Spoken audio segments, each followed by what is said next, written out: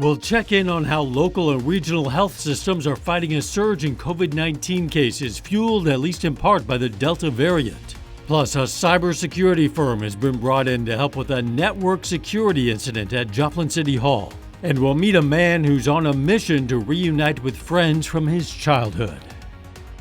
The 4 states' most watched news starts now.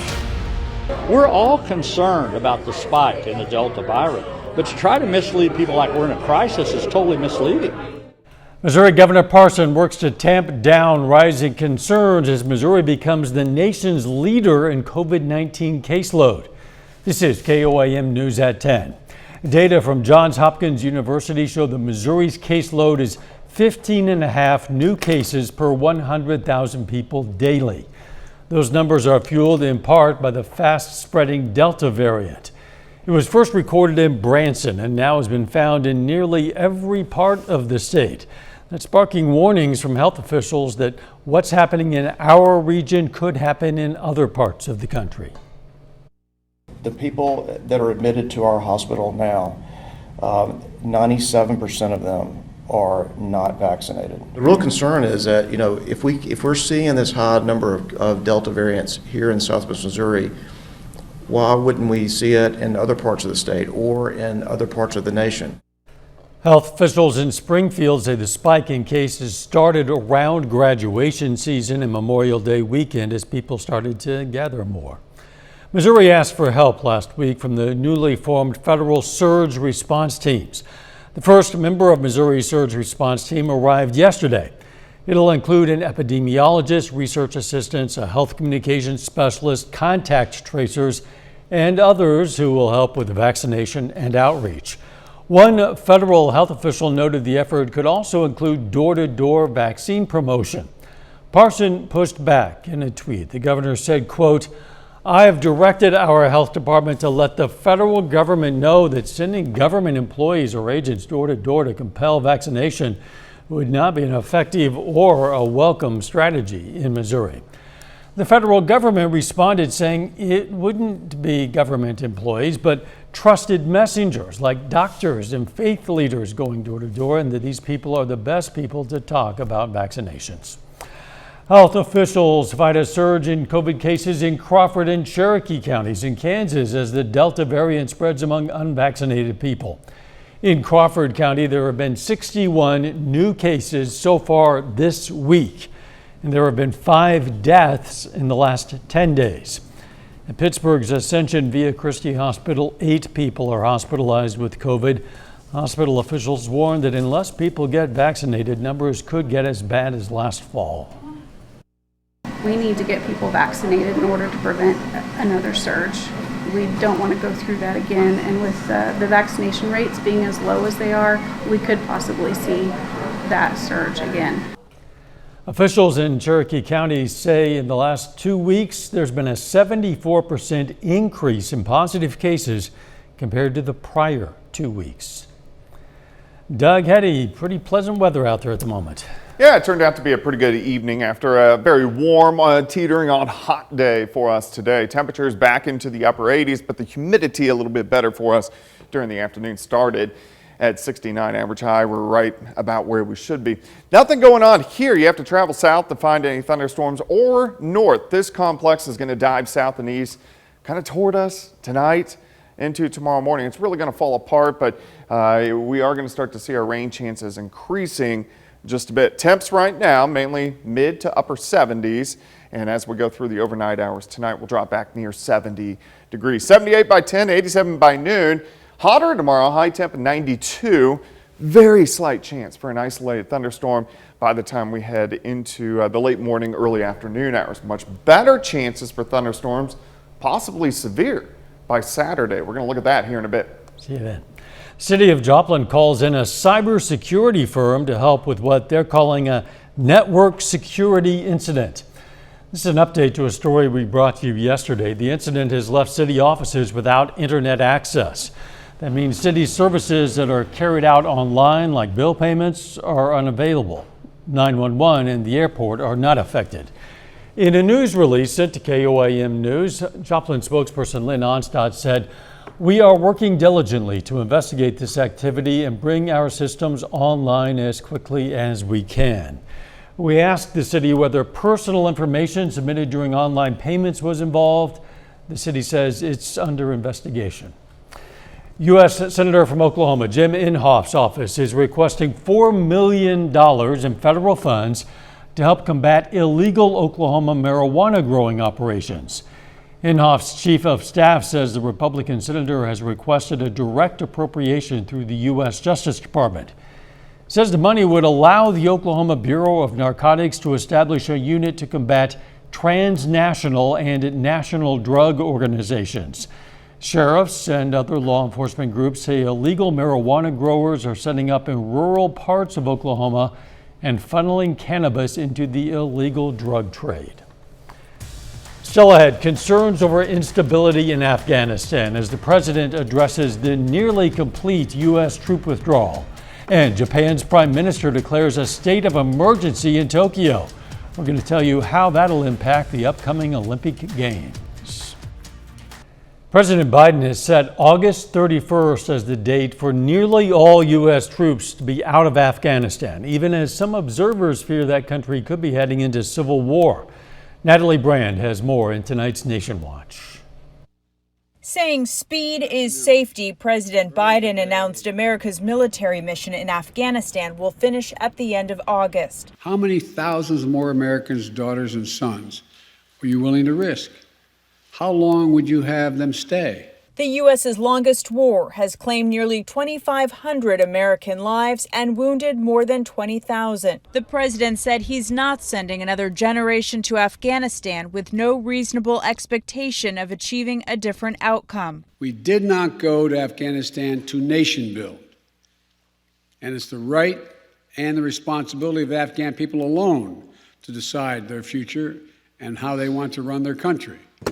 But on the ground in Afghanistan, fears of civil war and possible collapse remain. From mid-April, when President Biden made the initial announcement that U.S. forces would be pulling out, the Taliban has rapidly seized a third of the country's 421 districts and is fighting for control of many others. There's a wide variety of possibilities. Worst case, civil war, breakdown, fracturing the government, fracturing of the army. That's very possible, and that would be a very bad outcome. President Biden was asked Thursday if a Taliban takeover is inevitable.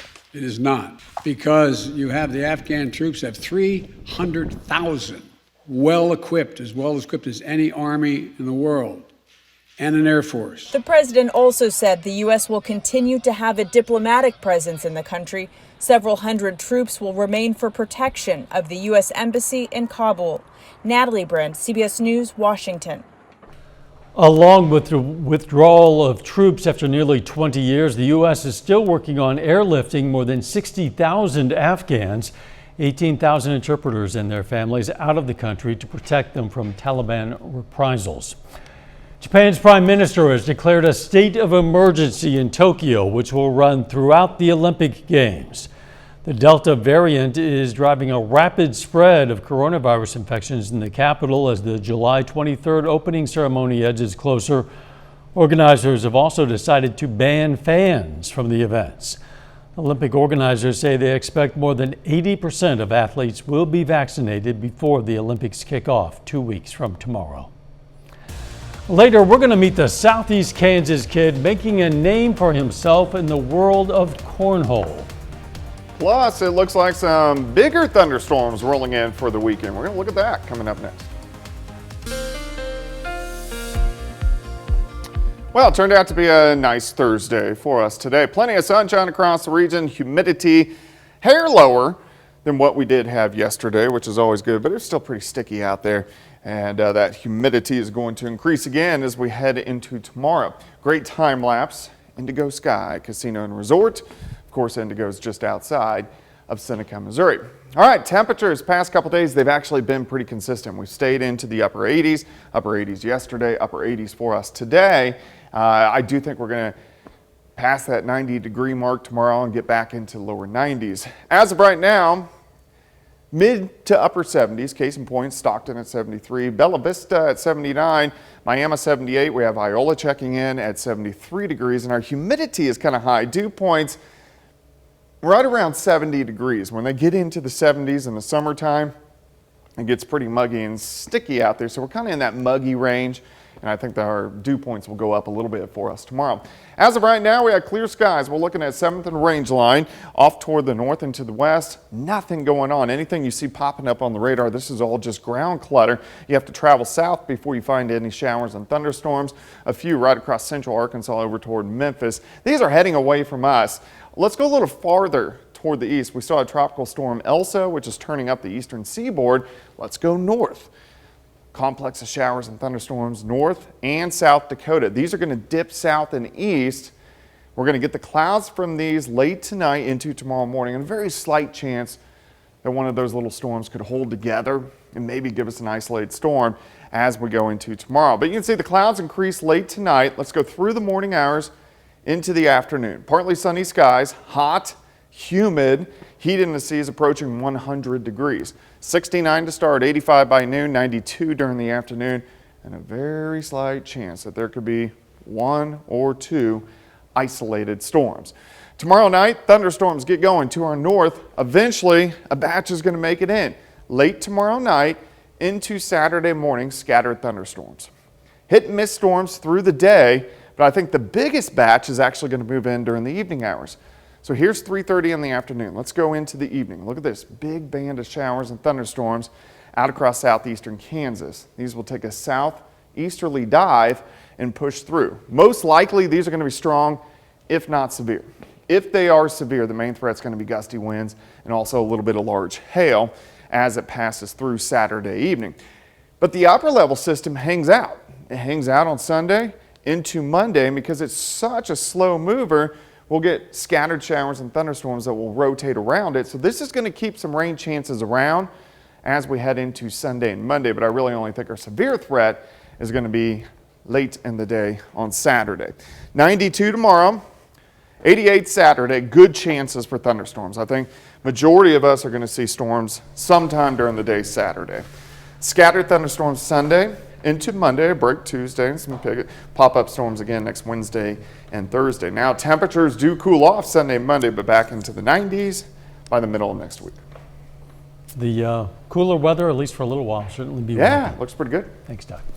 A Joplin man who grew up in Girard, Kansas is trying to reconnect with his past and his family. And by doing so, he's giving us a unique look at a little slice of Girard's history. KOAM's Mike Mahoney has his story. Jimmy Davis is a Joplin man who's been thinking quite a bit about his childhood in Girard, Kansas lately. He grew up on a children's home and farm called Elm Acres and considers the dozens of kids he lived with to be family. I want to find some of those brothers and sisters that I had at that home. I want to find them and be able to reconnect with them and say, hey, remember me? But even in the age of social media, that's easier said than done. Elm Acres burned down in 1975, and Jimmy says following the fire, the Elm Acres crew scattered to various foster homes. But thanks to some Facebook detective work, he has already found one of his old friends and housemates, Valerie Dunbar of Gardner, Kansas. She also remembers the home fondly. We were well fed, we had clothing allowances, they took us places. We went all over the place. We were a large tribe, you know? Val's not the only Elm Acres alumni Jimmy has chatted with, but he knows there are more out there, and he's hoping they share his desire to walk down memory lane. Not only would that help Jimmy with a book he's writing about his life experiences, it would also reconnect him with the handful of people who know what it's like to be raised on a very special farm. I've got some place that I can call a home, and I never had that before, Mike. I never had that before, and I wanted that in my life. I wanted to have my own bed and not wake up in the morning with pee on me because you're sleeping with 5 kids in one bed. Elm Acres provided Jimmy with a lot more than just a bed. It gave him a chance and a future, and he'd like to learn if it did the same for the rest of his Girard family wherever they may be. In Joplin and Girard, Kansas, Mike Mahoney, KOAM News. If you're an Elm Acres alum or know someone who is and would like to get in touch with Jimmy, you can contact him via Facebook or shoot him an email. You can find that information in this story on KOAMnewsnow.com. A terminally ill 7-year-old from Joplin is given the gift of the great outdoors. Chandler Vinagani is bedridden, and due to an inability to regulate his own body temperature, he can't spend a lot of time outside. But Make-A-Wish and Schubert Mitchell Homes in Joplin came together to make his dream a reality. They built Chandler's family a new patio with a pergola to shade Chandler from the sun. And just be able to sit in and relax in, because it helps his body relax. And so we were just very blessed with that doctor reaching out to us, and we're just waiting for that to be moved from our garage to the backyard and waiting for an electrician to come and get all of that set up for him. Chandler's patio will eventually have this for treatment, also a full-size daybed swing. Pittsco Education has a new owner, but officials say that's the only thing changing. The Crossland family, owners of Crossland Construction, they purchased the Hands-On Education Company. Pittsco Education has been operating in Pittsburgh for 50 years. The Crossland family says they won't be making any changes to staff or production. An owner that is committed to Pittsburgh, committed to our jobs, committed to growth, but most importantly is committed to kids and students and learners. That's always been at the forefront of everything that we've done here. We always put the learner as a top priority and our customers as a top priority, and Crossland is the same way. Pittsco also recently entered a partnership with TTS International, which supplies early learning products and activities. Coming up in sports is an all-star night for the Joplin Outlaws. Plus, a local 11-year-old is making a name for himself at the national level in cornhole. Jacob Leonard has that and more next. Alex Hicks is making a name for himself on the national stage in the sport of cornhole. The Parsons native has worked his way up through the rankings to the #1 spot in the American Cornhole League. And the coolest part, he's just 11 years old. Danny Terzer catches up with the one they call the baby goat. It looks like a typical summer afternoon, but this game of cornhole is different. There we go after the hole. Alex Hicks is in a league of his own. He just goes up there and plays and not thinking about it, shoots his shots, and most of the time makes them, so definitely works out good for him. But I think just not having any pressure, just as you would say, ice in his veins. He just shows up and plays at the highest level every time, and I think that's what makes him so good. His favorite thing? It was the one, just beating people. And he does it a lot. Hicks is the #1 ranked player in the American Cornhole League. It was awesome. I didn't think I was #1 yet. Hicks is just 11 years old. His nickname, Baby Goat. I love going to tournaments and playing, but I almost like recording his matches and watching him play even more. It's so exciting. It really is, just to see that, you know, your kid can fall in love with something and actually be good at something they love and enjoy. In August, Hicks will compete at the World Championships, looking to qualify to become a professional. Right now there are 4 open spots for people 18 and under that are eligible, so he's hoping to be one of those 4. Hicks started playing competitively 2 years ago, and his career quickly took off.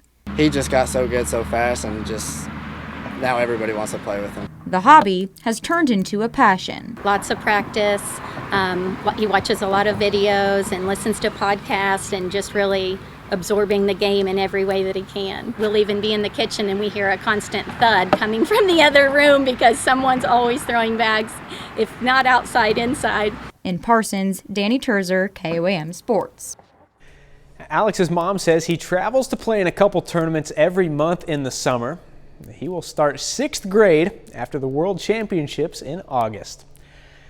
The Kansas City Royals have just 4 games left until the All-Star break. This evening, they kick off their final series of the first half, hitting the road to face the Cleveland Indians. Now, Cleveland has won 5 of 6 against Kansas City so far this season. Whit Merrifield in the 3rd. Liner allows Michael Taylor to score. Royals strike first. Then in the 4th, Carlos Santana up and out for the solo homer. His 14th of the season, pushes the lead to 2-0. Next batter, Hunter Dozier, makes it back-to-back jacks. Royals grab the first 3 runs of the night. Cleveland, though, hammers them late. Royals fall tonight 7-4. Finally, tonight is the Mink League All-Star Game in Jeff City. The Joplin Outlaws have 5 players in the game playing for the South team. This one went final a little bit ago. North All-Stars win at 5-3. Joplin's Drake Angeron goes 1 for 4 with a single, while Outlaws pitcher Christian DeJesus throws a shutout inning for the South All-Stars. That's a look at sports. We're back with more news after the break. We take time now to honor a local veteran. Second Sergeant Azaria Kelly served in the U.S. Army during the Civil War. His hometown, Pittsburgh, and we are proud to salute Second Sergeant Azaria Kelly. He's tonight's four-state hero. Customers at a Louisiana mall can shop a little more comfortably, knowing they won't unexpectedly come face-to-face with a 12-foot snake. Kara, the Burmese python, has been found. The sneaky reptile somehow escaped from her enclosure at the Blue Zoo Aquarium inside the Baton Rouge Mall. A team of snake experts, trackers, and firefighters and police have been searching for her since then, since Tuesday. They eventually found Kara hanging out inside a wall and had to cut it open to extract her. Wow, even though it might have been unsettling to know that a giant snake was on the loose, shoppers were never really in any danger. Not only are Burmese pythons non-venomous, Kara, they say, is a particularly friendly snake who's often used in demonstrations with children. I have no reason to doubt that, but still, that is not a surprise you want to stumble across. You run into that thing and you're gonna jump. And eventually she's gonna get hungry. Glad they found her. Glad they found her. The weather.